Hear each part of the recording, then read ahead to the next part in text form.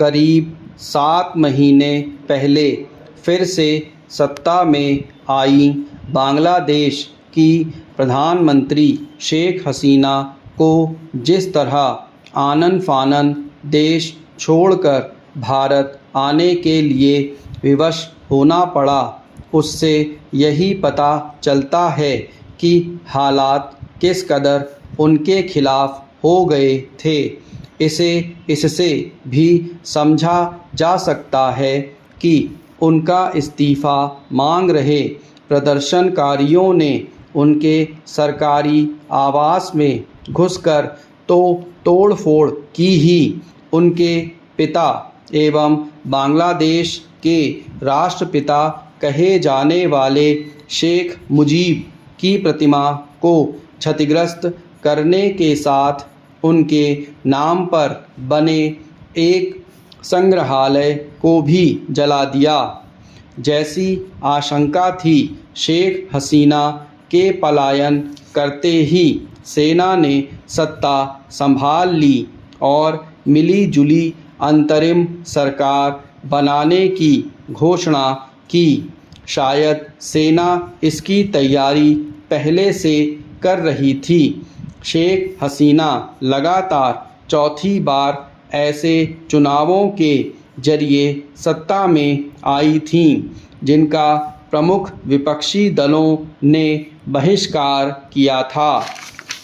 चूँकि शेख हसीना ने अपने लंबे शासनकाल में बांग्लादेश को स्थिरता प्रदान की और उसे आगे बढ़ाया, इसलिए उनकी सत्ता को कोई खतरा नहीं दिख रहा था। लेकिन कुछ समय पहले आरक्षण के खिलाफ छात्रों की ओर से शुरू हुआ आंदोलन उनके लिए मुसीबत बन गया।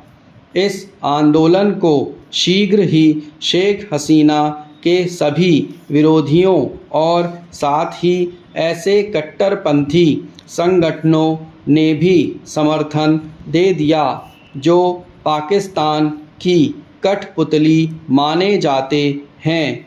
इसके चलते आरक्षण विरोधी आंदोलन सत्ता परिवर्तन के हिंसक अभियान में बदल गया। लगता है शेख हसीना विरोधियों की चाल भांप नहीं सकी। हालांकि सुप्रीम कोर्ट ने आरक्षण में भारी कटौती कर दी, लेकिन विरोधी संतुष्ट नहीं हुए। वे शेख हसीना का इस्तीफ़ा मांगने पर अड़ गए। आरक्षण विरोधी आंदोलन के दौरान बड़े पैमाने पर हुई हिंसा और उसमें 300 लोगों के मारे जाने के कारण शेख हसीना की छवि एक अधिनायकवादी शासक की बनी और पश्चिमी देश, विशेषकर अमेरिका, उनकी निंदा करने में मुखर हो उठा।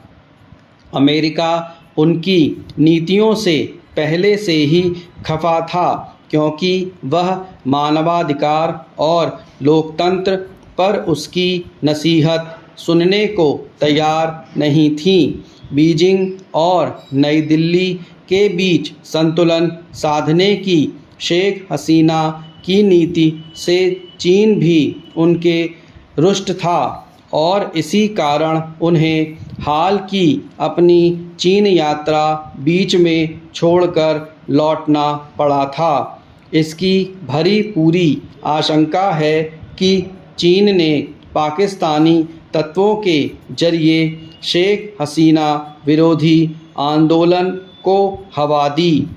उनका सत्ता से बाहर होना भारत के लिए अच्छी खबर नहीं, क्योंकि वह नई दिल्ली के प्रति मित्रवत थीं।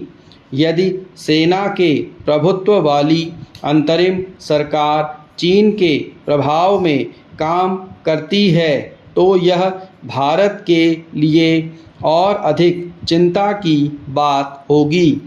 बांग्लादेश में एक अरसे से भारत विरोधी ताकतें सक्रिय हैं। उनका भारत विरोधी चेहरा आरक्षण विरोधी आंदोलन के दौरान भी दिखा। स्टॉप। करीब 7 महीने पहले फिर से